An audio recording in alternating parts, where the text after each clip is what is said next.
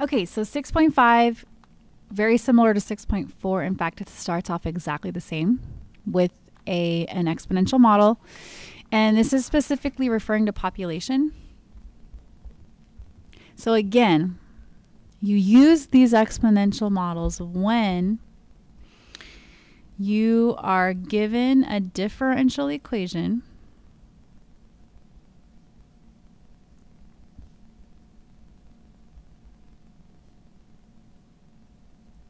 like this. dp dt equals kp. This is exactly the same as 6.4. Just we're calling this variable p instead of y. So p is like y and t is like x.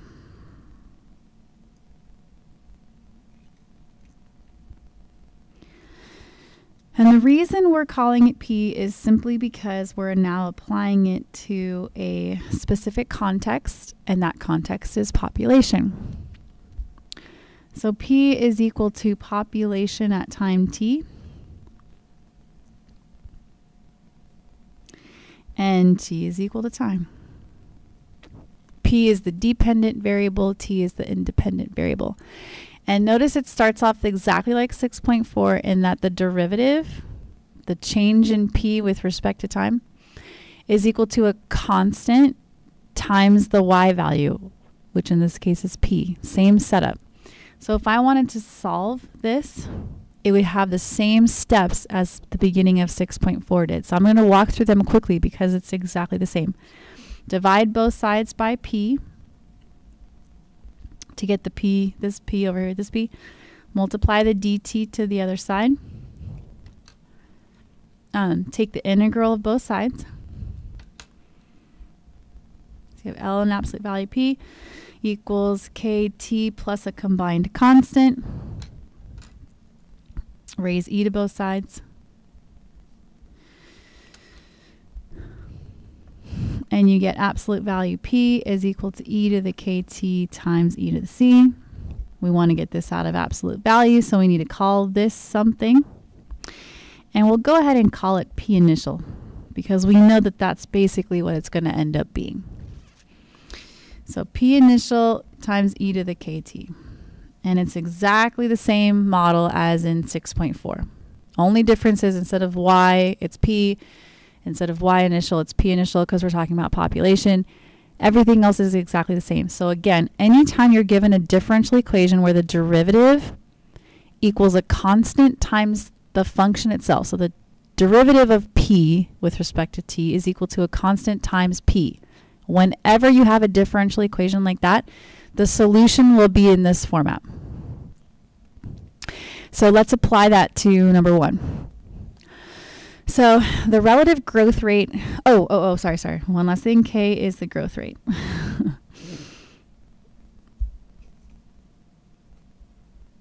So the relative growth rate of the population of Blairsville, wherever that is 1.9%, and its current population is p of 0, which is equal to 110,000. So this, by the way, is like, we'll have that be our initial population. Population at time 0.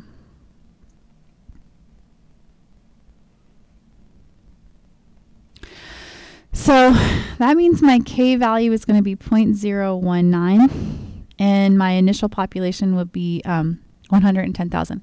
So for part A, it just wants you to write a differential equation. Differential equation is an equation with a derivative in it. Well, any kind of population growth is exponential, and any exponential equation has this for its differential equation. So we would basically just do dp dt is equal to the growth rate times p, and done. Part B, you can either walk through these same steps, which doesn't take a long time, or you can remember that anytime you have a differential equation where it's a constant times p, the solution will be this right here. So I know that my population at time t, let me emphasize that a little bit. My population at time t is equal to my initial population at time 0 times e to the k t. Done. Or you could walk through the steps. You could say, okay, I've got dp dt equals 0.019p. Divide both sides by p. Move the dt over here with the k. Integrate both sides. ln absolute value p equals 0.019t plus a constant. Raise e to both sides. Oops, just kidding. And then you'd have absolute value p is equal to e to the 0.019t times e to the c. But we'll let p initial be plus or minus that so that we can get rid of absolute value. And then we could use this initial condition to find p initial. 0 would go in place of t. That would go in place of p.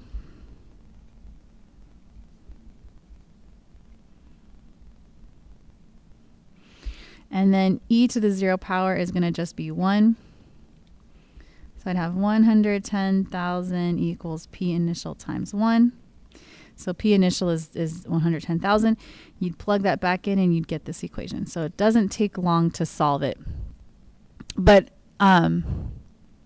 yeah, you can either solve it or just remember it, whatever is easier for you. Okay, so that's part B. And then for part C, we're going to go ahead and use the calculator.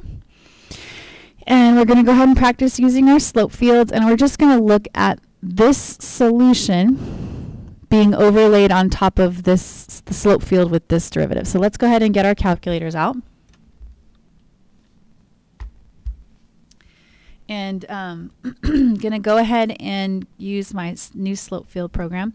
And the slope field program I have is not the most efficient one. It's kind of frustrating, so I'm going to try to help you navigate through it. Okay, so I'm going to begin by inputting dy dx, which in our case is dp dt. And I need to put in y, so I'm going to have to use alpha,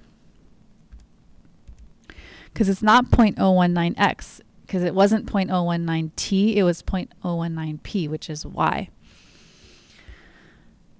Okay, so what I want to do is put this solution on top of the slope field. So I'm going to go to 2 and type in the solution.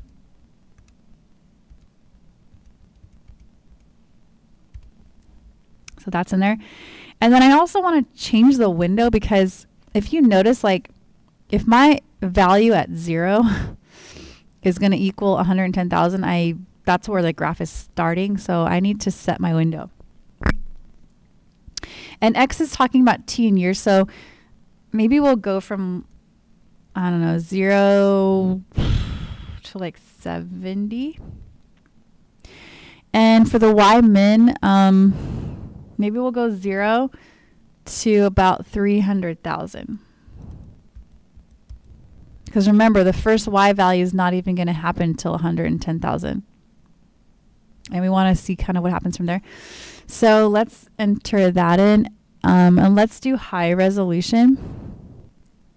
And then let's view the slope field. Okay, so what I want you to notice here is those things you can't even tell what the slopes are doing. They just look like dots. And I think it's because my y-axis is going from 0 to 300,000, which is really hard for the calculator to show any distinction. There's our solution, by the way, being overlaid. So what I wanted to show you is maybe what I could do to see a better graph of this is, instead of having it in thousands, maybe just like when we go to label the graph, we could have it be like, this could be 50, but we could think of it as 50,000, and then 100, we could think of that as 100,000, 150, 200, 250, 300, and then just say in thousands.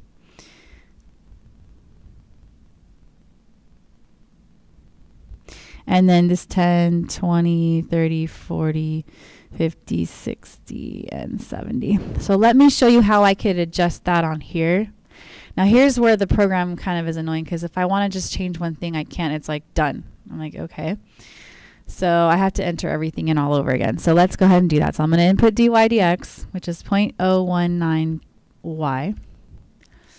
I'm going to input my known solution, but this time I'm going to just have it as 110. I'm going to have it in thousands. 110 will represent 110,000. And then this way we can maybe see some of the slopes a little better. Okay, and then I'm going to change my window again. I'm going to set it myself. I'll have x go from 0 to 70 like before, and then I'll have y go from 0 this time to just 300. I'm hoping that'll be better than what it was before, and I'll do the high resolution again. Okay, so now let's go ahead and take a look at our slope field. So since it's not going up so high, you can kind of get a sense of the slopes. It looks like, other than this one right here, which was at 1 or 50, 100, I don't know what that is actually. But anyways, it looks like it's horizontal right there, but otherwise the slopes seem to slowly be trending towards getting steeper and steeper as x moves on. And so there's our function overlaid on top of our slope. So if we wanted to sketch that, we could just kind of go like this. So basically, the slopes start off somewhat gradual, and then they just slowly get steeper and steeper and steeper. And there was like one place, I can't remember where it was like straight again, but then from there it got steeper. And then it starts at 110,000, so right around there, and then just sort of went up from there. Okay, so that would be part C, which we kind of just use the calc to help us with that. Let's go on to the next example.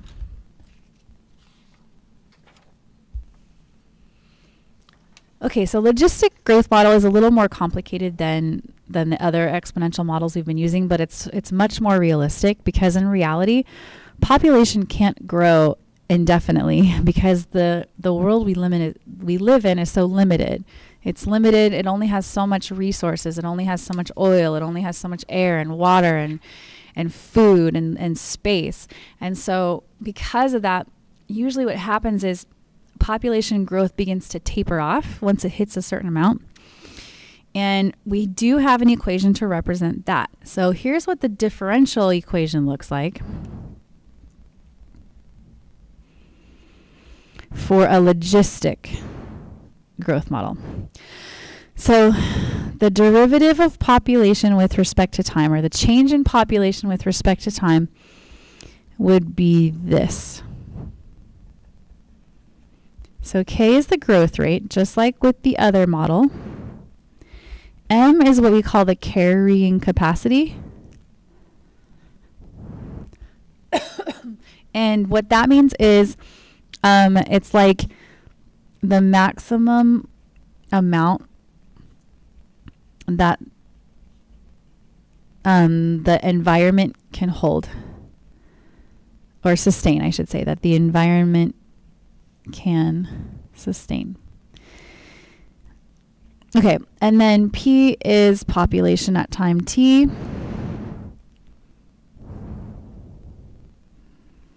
And T, of course, is time. So that's the differential equation. And then the solution to the differential equation, the solution for P, which that's what you're gonna work on that together in your groups in class, how we end up with that solution, ends up being n divided by 1 plus a e to the negative kt. And then I'm just going to put in parentheses, k is actually a positive number, and then negative k is a negative number. And so this is actually increasing, because it's like you're dividing by a negative exponent, which really means you're multiplying by it. But it's not going to increase indefinitely. It's gonna taper off, and we're going to look at that in a second. So this is the solution for P according to this differential equation. And A, by the way, is our initial population. and it's a constant. In fact, they're all constants except for t. P and t are the variables. M is a constant, A is a constant, E is 2.71, blah, blah, blah, and then K is also a constant. Okay, now I just want to write down a couple of things that you're going to need in class to be able to solve this. And so maybe I will write them on the back.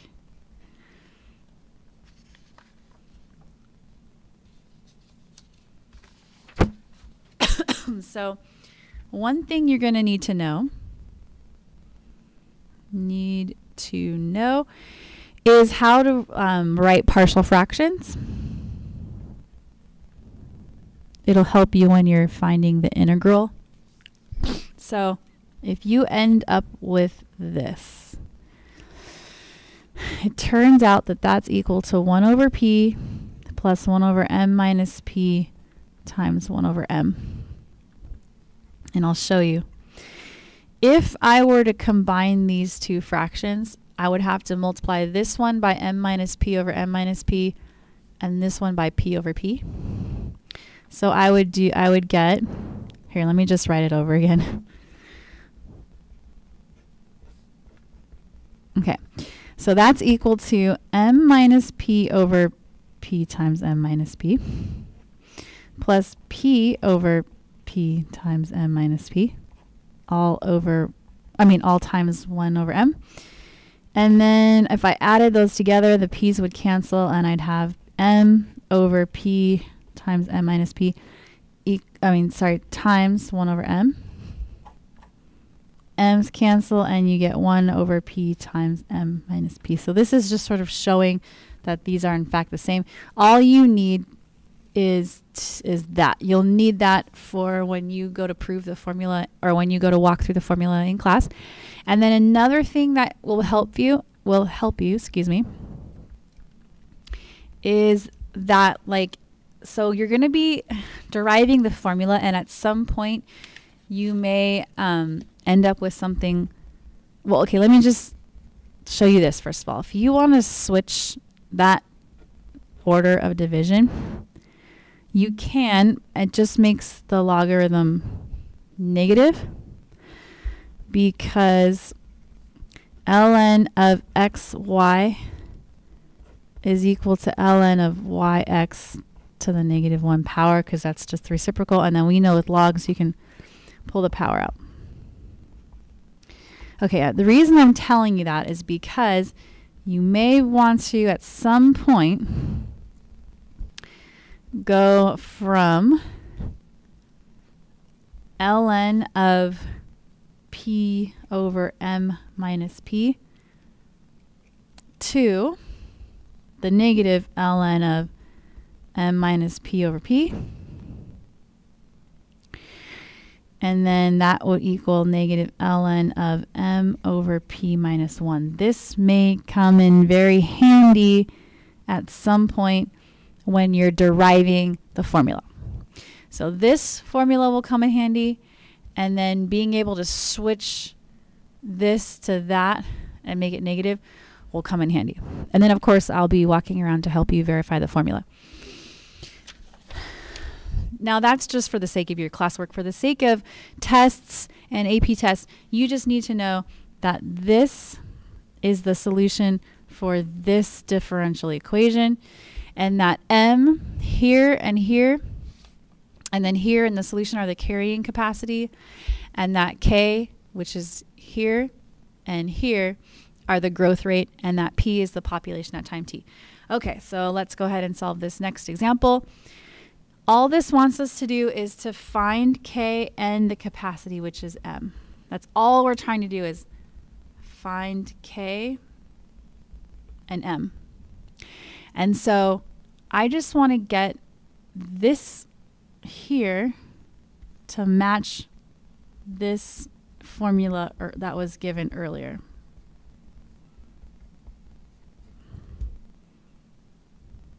Because in there is k and m, and I'm just trying to find k and m. So this is what I'm given.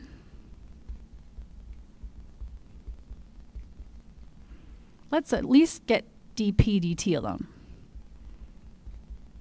So dp dt would be 2 minus p over 250 times the reciprocal of that, which would be p over 50.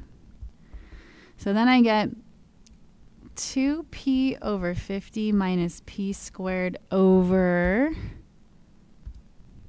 250 times 50, which is 12,500. And I can reduce that a little bit.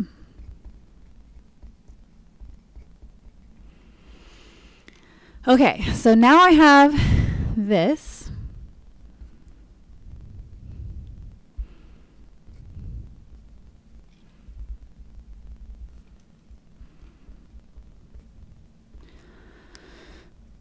Which is looking closer to that, but not quite. Looks like I need to factor out a p, and I have to have nothing but p left here. In order for that to happen, I'm going to have to factor out a p over 12,500. So let me do this real quick. So let me take this and move it up here.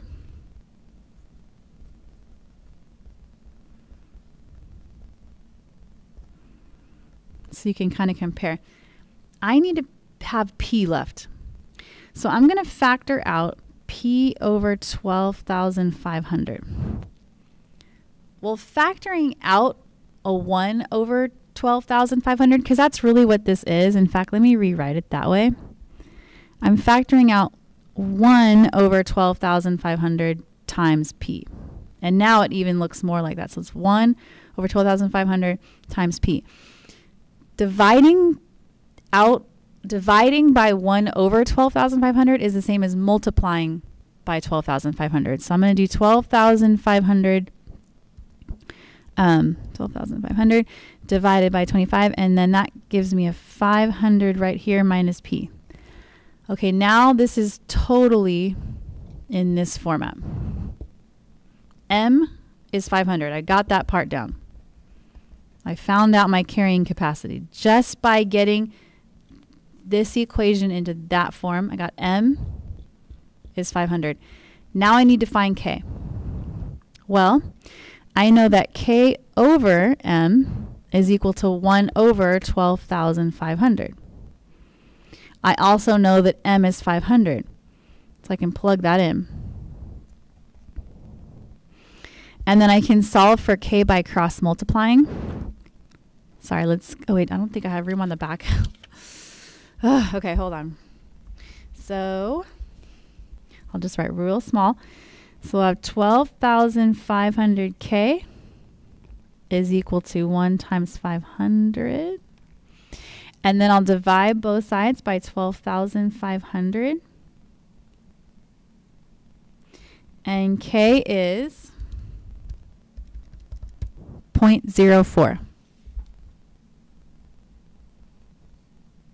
And I'm done, because that's all I was asked to find was K and the capacity. So my goal was to get this into this format, because this format identified M for me right away. And then indirectly it gave me K, because it gave me this fraction was K over M. So I knew this, and then I knew M was 500, so I could find K. Okay, next video we'll finish the last two examples.